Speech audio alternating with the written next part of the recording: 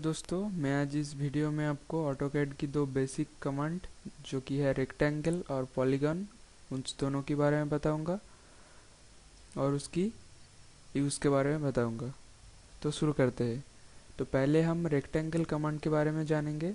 तो उसके लिए हमको रेक्टेंगल कमांड लेना पड़ेगा। तो वो हम यहाँ पे शॉर्टकट पे रेक्टेंगल ले सकती है या फिर आप कमांड बॉक्स में लिख सकती है REC।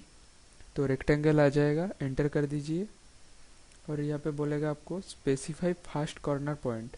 तो आप एक कॉर्नर पॉइंट सिलेक्ट कर लीजिए और एक अदर कॉर्नर पॉइंट आप सिलेक्ट कर सकती है रैंडमली, और या फिर आप यहाँ पे लेंथ, जैसे मैं एग्जांपल के थ्रू 55 देता हूँ और ये एंटर। तो आप देख रहे हैं एक रेक्टेंगल ड्रॉ हो गया जिसका कॉर्नर टू कॉर्नर डिस्टेंस है 55। उसके बाद मैं फिर से और एक बार रेक्टेंगल कमांड लेता हूँ और आप मान लीजिए मैं यहाँ पे एक कॉर्नर पॉइंट सिलेक्ट करता हूँ और आप मान लीजिए यहाँ पे ये जो रेक्टेंगल का दोनों साइड से इसकी लेंथ देना चाहते हैं। तो आपको क्या करना पड़ेगा, @ और मैं एक साइड की लेंथ 50 और एक साइड की लेंथ 30 देता हूँ और ये एंटर। तो आप देख रहे हैं यहाँ पे एक 50 और 30 लेंथ का एक रेक्टेंगल ड्रॉ हो गया है। तो ये था दो प्रोसेस, इसको मैं साइड में रखता हूँ। उसके बाद फिर से रेक्टेंगल लेते हैं और यहाँ पे है chamfer elevation fillet thickness with, ये कुछ प्रोसेस है।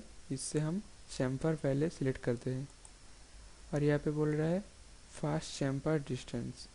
तो मैं एग्जांपल के लिए 10 दे देता हूँ और ये एंटर। उसके बाद बोल रहा है स्पेसिफाई सेकेंड चैम्फर डिस्टेंस।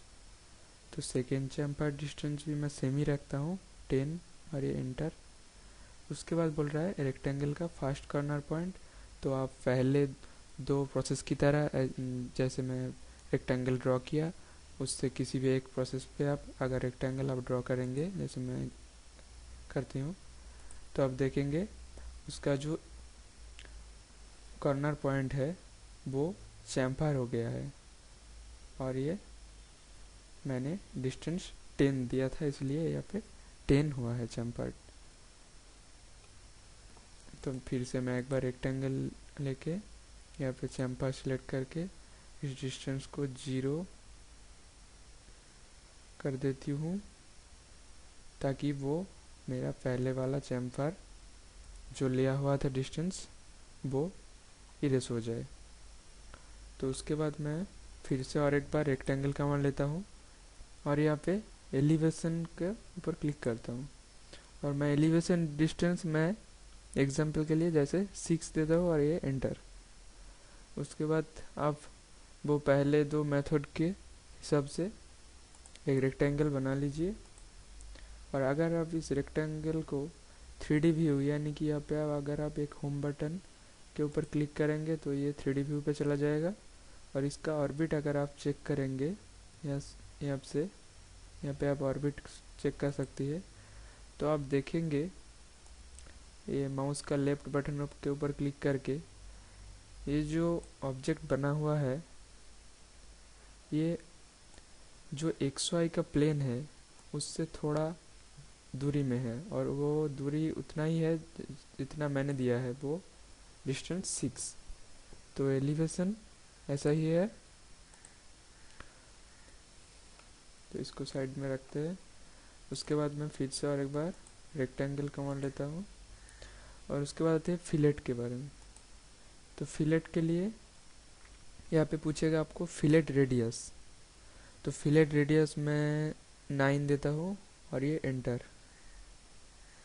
उसके बाद आप पहले की तरह एक रेक्टेंगल बना लीजिए कॉर्नर टू कॉर्नर डिस्टेंस देके या फिर आप लेंथ देके एक रेक्टेंगल बना लीजिए और आप देखेंगे उसकी जो एजेस है वो फिलेट हो गया है। इसको साइड में रखते हैं। उसके बाद फिर से एक बार रेक्टेंगल लेते हैं और यहाँ पे है थिकनेस। तो थिकनेस क्या है, यहाँ पे आपको थिकनेस पूछा जाएगा रेक्टेंगल की। आप मान लीजिए यहाँ पे थिकनेस 50 दे दिया और ये एंटर। उसके बाद अगर आप एक रेक्टेंगल ड्रॉ करेंगे जैसे मैंने फिलेट को ऑफ नहीं किया, इसलिए वो पहले वाला फिलेट रेडियस यहाँ पे भी आ रहा है।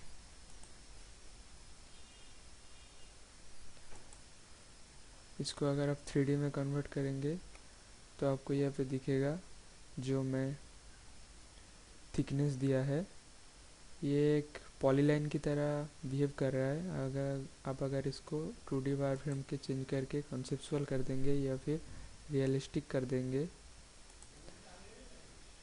तो आपको दिखेगा जो मैंने दिया है।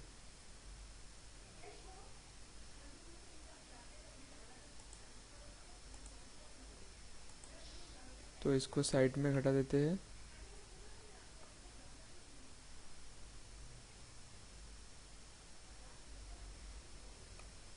तो उसके बाद फिर से हम और एक बार रेक्टेंगल कमांड लेते हैं और यहाँ पे विड्थ सिलेक्ट करते हैं और इसका विड्थ मान लीजिए हम 10 दे दिया और एक रेक्टेंगल ड्रॉ करता हूँ। तो आप देख रहे हैं इसका जो विड्थ है ये 10 है। इसको साइड में रखते हैं। उसके बाद मैं फिर से और एक बार रेक्टेंगल लेता हूँ और यहाँ पे एक रेक्टेंगल ड्रॉ करता हूँ। तो यहाँ पे नीचे 3 ऑप्शन आता है, एरिया, डायमेंशन और रोटेशन। तो एरिया के ऊपर अगर आप क्लिक करेंगे तो यहाँ पे एरिया पूछा जाएगा। मैं मान लीजिए यहाँ पे एग्जांपल के थ्रू एरिया 20 देता हूँ और ये इंटर। उसके बाद यहाँ पे 2 ऑप्शन आएगा, लेंथ और विड्थ। अगर यहाँ पे आप लेंथ देंगे तो विड्थ एरिया के हिसाब से ऑटोमेटिकली कैलकुलेटेड हो जाएगा, या फिर आप अगर यहाँ पे विड्थ देंगे तो लेंथ एरिया के हिसाब से कैलकुलेटेड हो जाएगा। तो मैं यहाँ पे लेंथ देता हूँ ऐसे 10। तो यहाँ पे मैंने लेंथ 10 दे दिया और विड्थ एरिया के हिसाब से ऑटोमेटिकली कैलकुलेट हो गया।